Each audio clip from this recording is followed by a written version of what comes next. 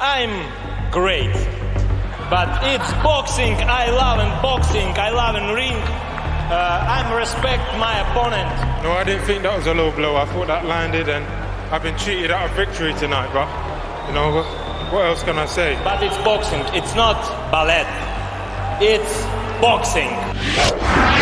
Hey Ringsiders, what's going on? This is your host, Boxing's Objective Observer, and welcome back to Ringside Stories. Or if you're new, we make content regarding boxing through mini documentaries, backstories, post-fight analysis, and much more. So if you enjoy that type of content, feel free to subscribe, thumbs up, and hit that notification bell for the latest here on Ringside Stories. Thanks so much for your support in advance, and welcome to the channel. So Oleksandr Usyk remains the undefeated unified WBA, IBF, WBO, and Ring Magazine world champion, but not after suffering what looked to be the biggest scare of his professional boxing career so far. Today we'll talk about 5 takeaways from Usyk versus Dubois. But first, I'd like to give a shout out to today's sponsor, LiveGood. LiveGood is a company which promotes 100% organic supplements. These have great benefits for better stamina and great health overall. Not only that, they are promoted at an extremely affordable price. Now, I personally love these supplements because of the fact that LiveGood allows you to make money at the comforts of your own home. Click the link in the description box below and take the free tour for more information. Number 1, body shot. So let's take the bull by the horn with the shot Daniel Dubois landed on Oleksandr Usyk. That's all he works on in camp, worked into the body. See that as a weakness, and he got caught, and that referee got it badly wrong.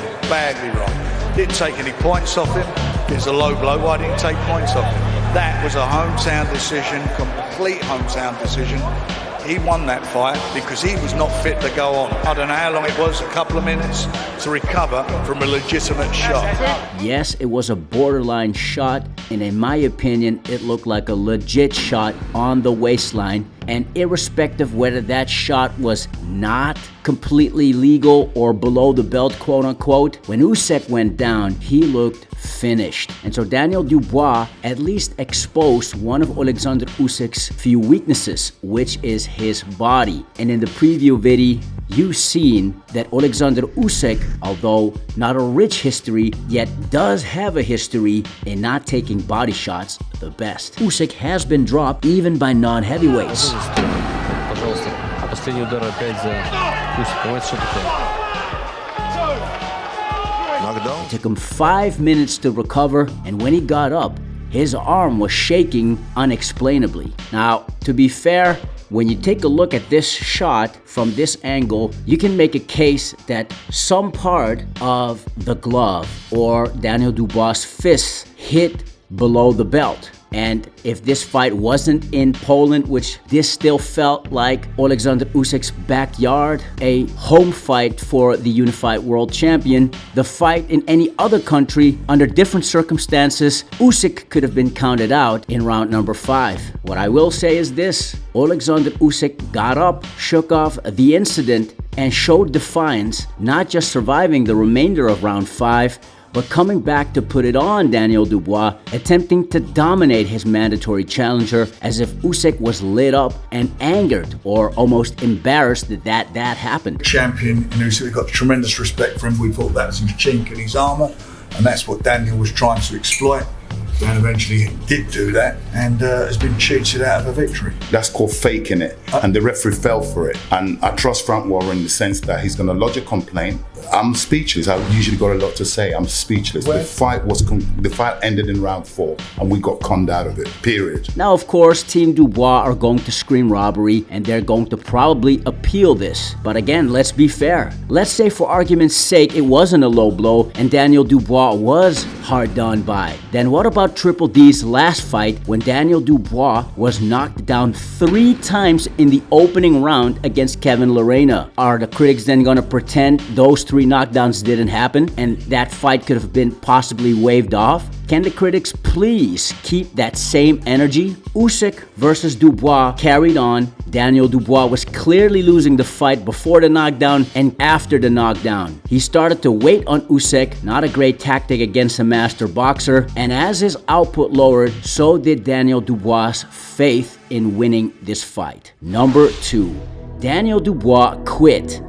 Again, Daniel Dubois is a talented heavyweight. He is young, so he can come back even after his second loss. But let's be for real, Dynamite Dubois quit. Against Joy Joyce, Triple D suffered an orbital fracture, and being a young, unexperienced fighter at the time, it is understandable that he took that knee in round 10 and quit. And here against Oleksandr Usyk, Dubois quit again. He got dropped by an Usyk barrage at the end of round 8, but then in the next round, he got dropped by a jab, decided to stay down in order for him to get counted out. Now obviously, Usyk is more technical, more skilled, and probably more talented than Daniel Dubois, but he showed the young Brit what it takes to be a world champion at the very elite level. And this also sheds light on Anthony Joshua's 2 performances against Oleksandr Usyk. Yes, AJ looked a bit gun-shy. He got outboxed soundly in their first fight. In the second fight, AJ performed a bit better, though not enough.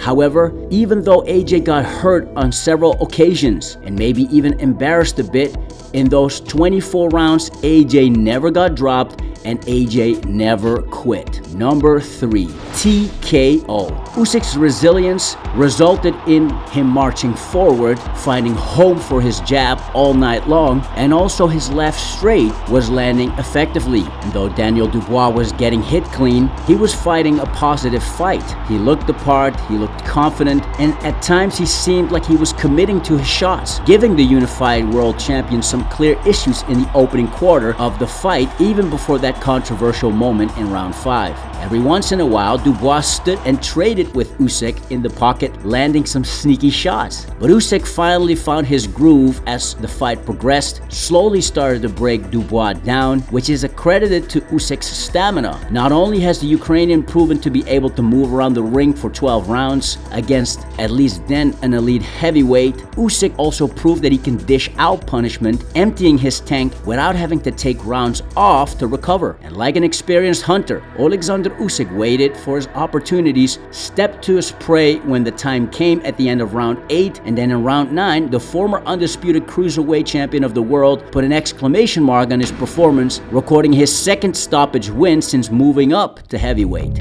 Number 4. Throwback. There's people online who have lost a bit of respect for Usyk because of what happened in round 5 against Daniel Dubois. Some going as far as to calling Usyk a cheater. It's not a street fight. It's a boxing. Listen, boxing. It's a boxing. Well, yeah, we know it's boxing, mate, but we don't like when people cheat. Yeah, that is cheating. There is no two ways about it. Say what you want. Where Tyson Fury decided to take on a washed-up Derek Chisora in a third fight no one was waiting for, Oleksandr Usyk decided to take on his mandatory challenger, a young, strong puncher in Daniel Dubois, and arguably his best available opponent. And with undefeated hard-hitting Croatian Filip Hrgovic, who just came off a stoppage win over undefeated Australian southpaw Dempsey McKean, calling for his shot at the IBF world title, and the winner of the rematch between Zhilei Zhang and the juggernaut Joe Joyce deciding who will be the WBO mandatory, it seems as Oleksandr Usyk will not be let off the hook in the near future. Usyk can relinquish one of his belts. However, the Ukrainian's desire to become a 2-time undisputed world champion is evidence of Usyk's mentality of a throwback fighter. Usyk's skills are exceptional, his performances are diverse, somewhat exciting, he shows championship level heart, and no one can take away his achievements, both amateur and pro. So as boxing fans, we should enjoy Usyk's stay in boxing for as long as it lasts, because unlike some of the champions in recent memory, Oleksandr Usyk has shown the willingness to fight all comers anytime, anywhere. Number 5, undisputed. I'm ready tomorrow. And Tyson Fury. But I'm ready. Listen, I'm ready. Next fight, I'm ready next fight and fight back Tyson Fury. But won't Tyson Fury? I have no idea. Yes, Oleksandr Usyk has shown heart. Yes, he has recorded a TKO win over a credible opponent. Yet he has shown vulnerability. He got hurt in the fight, and Oleksandr Usyk is getting older. So hopefully this performance on August 26, 2023, in which Usyk's most glaring weakness was exposed once more, will entice Tyson Fury to make this fight happen. But after the Fury versus Ngannou fight, or maybe after their rematch, should Ngannou shock the world and knock out Tyson Fury? No, I'm just kidding. Will Tyson Fury actually get in the ring with Oleksandr Usyk for all of the marbles? With all of the mandatory challengers lining up, time seems to be of the essence. And in order for an undisputed fight to come to fruition, politics, the willingness of the fighters, money has to be dealt with in perfect yet proper context. Now, as for the fight, unlike Daniel Dubois, Tyson Fury is much more effective applying pressure on the front foot, having the height, reach, and weight advantage over Oleksandr Usyk. Don't forget, the Gypsy King weighs over 270 pounds. Usyk is aging and has shown clear vulnerabilities to the body. Also, Tyson Fury is able to box at long range, but that is a range where I think Oleksandr Usyk has the advantage. And let's not forget, Oleksandr Usyk is undefeated in 21 fights and is the current undefeated unified heavyweight champion of the world for a reason. He's shown championship level heart on multiple occasions, shown resilience, great stamina, great movement, which certainly will trouble Tyson Fury. And if skills pay the bills, Fury may have a lot to collect should this fight happen anytime soon. That's all future talk. For now, a respectable performance for Daniel Dubois, who gave a great effort, although at the end he did quit, but he is young and he can come again. Let us congratulate Oleksandr Usyk for this win. Do you think that the incident in round 5 tampers with Oleksandr as a fighter, with his image as this quote-unquote gracious champion who fights all comers? Let us know your thoughts in the comments below. If you're new to this channel, we make content regarding boxing through mini documentaries, backstories, and post-fight analysis. Feel free to subscribe, thumbs up, and hit that notification bell, as it does help with the algorithm. Thanks so much for your support in advance, and welcome to Ringside Stories. Now, if you've done that already, you're amazing. We already know that you are the true undisputed world champion. Till next time, Ringsiders, this is your host, Boxing's Objective Observer, with Ringside Stories. Thanks for watching, and have a legendary day.